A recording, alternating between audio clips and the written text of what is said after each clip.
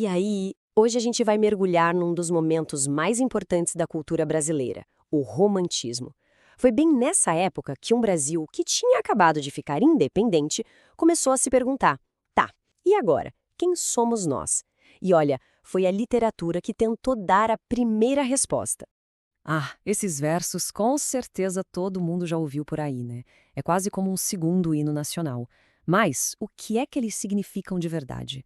Eles são, na real, a sementinha de um projeto enorme, o de criar uma identidade, de dar uma alma para uma nação que tinha acabado de nascer. Então vamos lá, vamos montar o cenário. Para a gente entender o romantismo, a gente precisa primeiro entender como era o Brasil daquela época. Pensa só, em 1822, o país se torna independente de Portugal. E isso cria um baita vazio. Sem Portugal para dizer quem a gente era, a pergunta que ficou foi: quem somos nós então? Esse período todo aí, que vai da independência até o fim do segundo reinado do Dom Pedro II, foi uma época de uma aparente estabilidade política. Mas essa estabilidade tinha um pilar bem sombrio, bem contraditório: a escravidão, que só ia acabar oficialmente lá em 1888. A missão, então, era bem clara. Era preciso construir o Brasil do zero, criar símbolos, heróis, uma cultura que fosse nossa. E a literatura, nesse momento, não foi só a arte, não. Ela se tornou uma verdadeira ferramenta política, um projeto de nação para definir, pela primeira vez na história, o que significava ser brasileiro. E para construir essa identidade nova, os escritores não iam seguir as regras antigas que vinham de Portugal. Que nada! Eles criaram um manual totalmente novo. Um manual baseado nas emoções à flor da pele, na valorização do que era nosso e, acima de tudo, no sentimento. O DNA do romantismo é intenso. A gente tem o indivíduo, o eu, com seus sentimentos exagerados no centro de tudo. A natureza do Brasil como se fosse um paraíso perdido, sabe? Amores tão perfeitos, mas tão perfeitos, que se tornam impossíveis. E um patriotismo que chegava a ser febril. E, claro, a grande estrela desse projeto, a figura do índio. Agora, atenção para esse ponto que ele é crucial. O indianismo escolheu o indígena como o grande herói do Brasil. Mas cuidado, era um herói idealizado, um símbolo de pureza e coragem. E essa escolha, de propósito, ignorava completamente a realidade brutal da escravidão e a presença da população negra, que era, na verdade, a base da economia do país inteiro. Mas olha, esse movimento não foi um bloco único, não. Ele foi evoluindo em fases bem diferentes umas das outras. A gente pode até imaginar que foi como uma grande peça de teatro dividida em 3 atos. E cada ato tem um sentimento e um protagonista diferente. Esse aqui é o nosso roteiro, o nosso mapa. A gente vai começar com aquela exaltação da pátria, lá na primeira geração. Depois a gente vai mergulhar fundo na escuridão e no pessimismo da segunda. E por fim a gente vai ouvir o grito por justiça social que vem da terceira geração. E o nosso primeiro protagonista é Gonçalves Dias.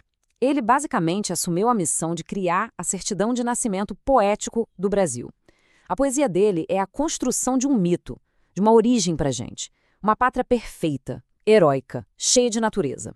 Com a Canção do Exílio, ele fez mais do que um poema. Ele pintou um quadro. Um quadro de um Brasil que era um verdadeiro paraíso na terra. Um lugar onde tudo era mais bonito, mais intenso.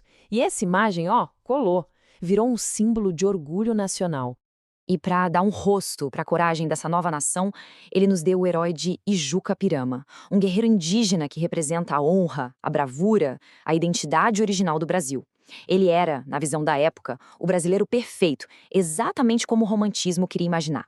Só que essa festa patriótica toda não durou para sempre. A geração que veio depois olhou para todo aquele otimismo e rejeitou completamente. Cansados do mundo real, esses poetas mais jovens fugiram para dentro de si mesmos, para um lugar de escuridão, melancolia e até morte. A grande inspiração deles era o poeta inglês Lord Byron, e eles mergulharam de cabeça no que ficou conhecido como o mal do século.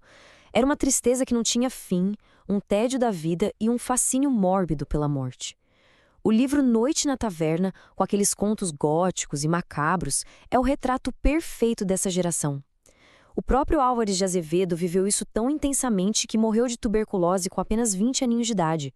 E bem quando parecia que a poesia ia se afogar na própria tristeza, surge uma nova voz. Uma voz que não olhava para dentro, mas sim para fora. Uma voz que não fugia da realidade, pelo contrário, encarava de frente para denunciar a maior ferida do Brasil, a escravidão. Essa é a voz de Castro Alves. Esses versos, eles são de O Navio Negreiro, e eles são um soco no estômago. Castro Alves não usa meias palavras, não usa metáforas suaves, ele escancara o horror, a desumanidade, a brutalidade do tráfico de pessoas escravizadas. A poesia dele é um grito, uma denúncia direta, poderosa. É por isso que a poesia dele foi chamada de condoreira. Sabe o condor? Aquela ave que voa muito, muito alto? A ideia é que ele se colocava acima dos problemas para enxergar a injustiça lá de cima e gritar para todo mundo ouvir. A poesia, na mão do Castro Alves, virou uma arma na luta pela abolição. Então, beleza. Depois dessa jornada toda, o que foi que sobrou? O que essa caminhada, que foi do patriotismo cego ao grito de protesto, deixou para a literatura e para o Brasil? Olha, essa tabela aqui resume tudo de um jeito perfeito. A primeira geração ensinou a gente a amar um Brasil ideal. A segunda mostrou o abismo da desilusão de cada um. E a terceira nos ensinou a lutar por um Brasil mais justo. São 3 missões, 3 vozes completamente diferentes. O legado que ficou, gente, é gigantesco. O romantismo nos deu a nossa primeira identidade literária de verdade. Consagrou poemas que viraram símbolos da nação e outros que viraram bandeiras de luta social.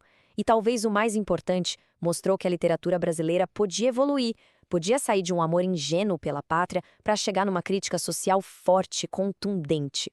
Essa frase final, ela amarra tudo perfeitamente.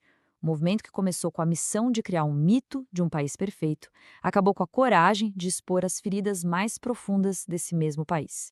E foi nesse contraste que o Brasil encontrou, pela primeira vez, a sua própria voz na literatura.